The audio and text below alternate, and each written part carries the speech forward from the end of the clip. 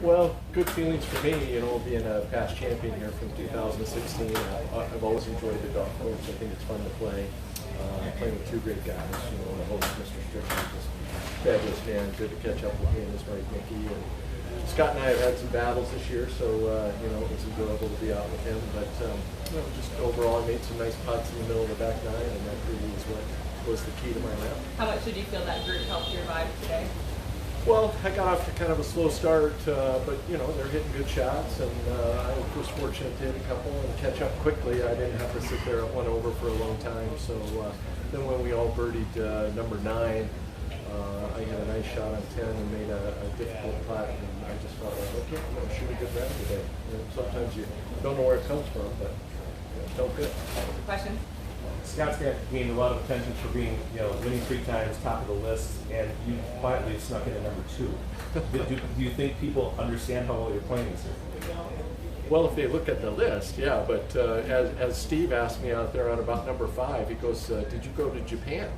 And I said, "Well, obviously you only remember who won because Scott won and I finished second. So and Steve didn't even know I had gone. So maybe you're right. Maybe I am sneaking up there. But I've had a nice year. I've been in contention a lot.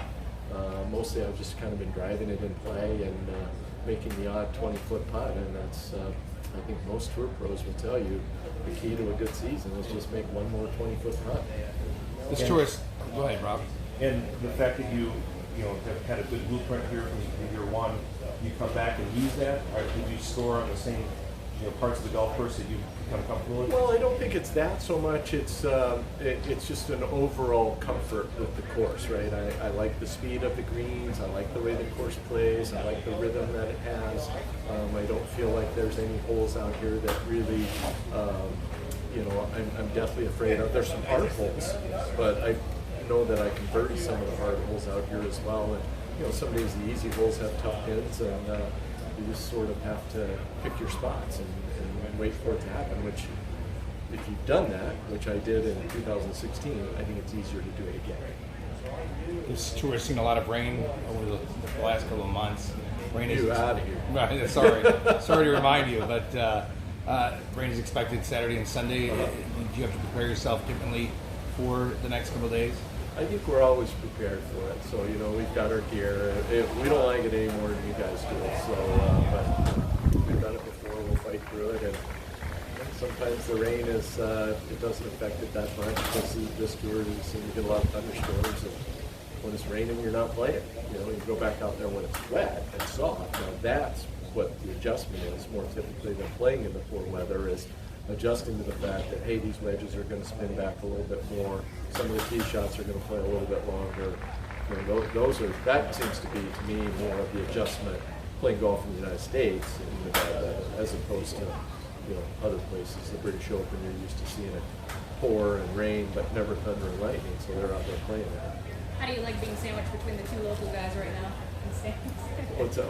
Jerry and Stricker. Well, you guys claim Jerry, but Jerry just bought a house just down the street from me in Paradise Valley, Arizona. So once he spends a winter down there, you may never see Jerry again. How important is the hot start to get 500-600 here early? This tour is a 500-day tour, right? If you want to contend to win tournaments most weeks, you got to figure out a way to get to 12, 13, 14, 15 under.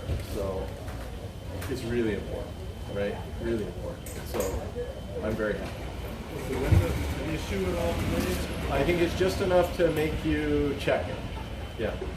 Certainly affected the shots a little bit, but not to the point where, wow, this shot's really hard because of it. It looked like Steve could have picked up a few more shots on putts that seemed to burn at you. How strategically was it? Steve Strickland? Oh, Steve Strickland. He played a beautiful round. Kept the ball in play, kept it in front of him, had a lot of birdie opportunities. It was no surprise when he knocked that one in on the last hole because he really hadn't made a long one yet. But he struck the ball very nicely, and I'm thinking he'd like to win this tournament. What do you think?